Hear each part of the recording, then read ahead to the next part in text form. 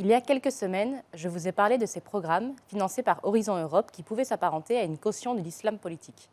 J'avais alors porté des amendements clairs pour limiter les manipulations idéologiques de la science dans le cadre d'Horizon Europe.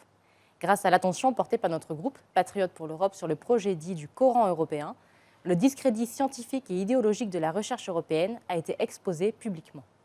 Aujourd'hui, c'est une nouvelle forme de dérive idéologique qui se profile, celle de la décolonisation des mathématiques qui est apparue dans les universités américaines et qui est désormais relayée dans les milieux académiques européens.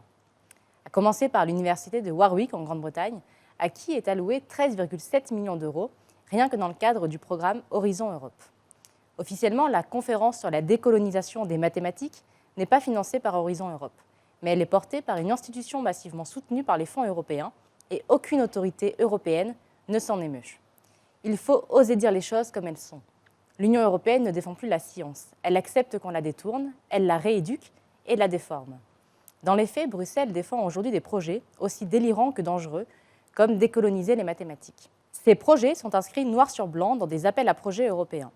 Décoloniser le droit d'intervention sur la biodiversité pour 1 500 000 euros, des approches féministes et décoloniales de la politique européenne en matière de ressources premières critiques pour 233 000 euros, une analyse décolonisée des droits numériques face au système d'intelligence artificielle pour 230 000 euros, les alternatives décoloniales à l'anthropocène en Afrique pour 1 500 000 euros. Il ne s'agit pas de science, mais de militantisme déguisé. Pour l'université de Warwick, université partenaire de Projet Horizon Europe, les mathématiques ne sont pas exemptes d'impacts sociaux ou raciaux. Selon les intervenants de leur conférence sur la décolonisation des mathématiques, l'usage des mathématiques dans des domaines comme l'assurance, la banque ou le big data contribuerait à renforcer des inégalités structurelles en perpétuant des stéréotypes raciaux. On y affirme aussi que certains enseignants de mathématiques pourraient inconsciemment limiter les opportunités des élèves issus des minorités du fait de biais implicites et qu'il faudrait donc intégrer la prise en compte de l'origine ethnique réelle ou supposée des élèves dans la conception même des contenus pédagogiques. Enfin, la critique porte également sur l'histoire de la discipline, jugée trop eurocentrée, voire excluante, car elle occulterait selon eux la contribution des femmes et des savants non européens. C'est donc cela, désormais l'air du temps, dans certains cercles académiques européens, réinterpréter les mathématiques à travers le prisme racial, au nom d'une justice sociale floue et profondément idéologique. Et pendant ce temps, on nous parle de compétitivité, d'innovation, de souveraineté technologique. Quelle hypocrisie! Ce n'est plus un programme de recherche, c'est un programme de désintégration mentale. Bruxelles n'innove plus, elle rééduque, elle ne bâtit plus d'avenir scientifique, elle finance des laboratoires d'autodestruction intellectuelle. Elle paie pour faire honte à notre héritage, elle paie pour effacer les fondements rationnels de notre civilisation. Il faut rappeler que ces théories de la décolonisation des mathématiques ne sont pas nouvelles. Elles ont fleuri dans certains établissements secondaires américains, dans la foulée du mouvement Black Lives Matter. Des militants progressistes, adeptes de la théorie critique de la race, ont tenté de capturer les systèmes éducatifs dès le secondaire pour endoctriner les enfants sous couvert de justice sociale. Ce ne sont pas des revendications scientifiques, ce sont des offensives idéologiques contre l'universel. Et voilà que Bruxelles s'en inspire.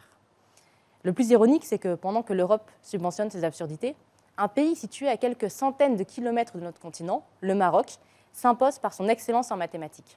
Et devinez quoi? Le Maroc n'a intégré aucun théorème marxiste, aucune théorie postcoloniale dans ses programmes. Il applique les méthodes pédagogiques françaises des années 70, rigueur, clarté, exigence. Voilà un pays que l'on dit ancien dominé, qui ne cultive pas le ressentiment, mais la maîtrise, qui ne cherche pas à rééduquer la science, mais à s'y hisser avec respect. Et pendant ce temps, l'Europe, elle, s'autoflagelle. Alors que nos chercheurs en optique, en énergie, en robotique manquent de crédit, on dilapide des millions pour détruire ce qu'ils sont censés transmettre. On remplace Euclide par les théories intersectionnelles. On efface Descartes au profit des pamphlets indigénistes. Et que fait la France? Elle obéit, elle signe l'échec, elle applaudit à cette grande entreprise de régression. Cette folie doit cesser. Il faut couper les vivres à ces programmes de rééducation culturelle. Il faut sortir du délire postcolonial et remettre la raison au cœur de la recherche européenne. Nous ne voulons pas d'une science culpabilisée, révisée, soumise.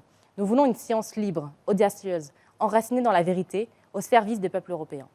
Et si l'Union européenne continue de financer l'effondrement intellectuel, alors oui, il faudra poser la question qui fâche. L'Europe, telle qu'elle est, mérite-t-elle encore notre confiance ?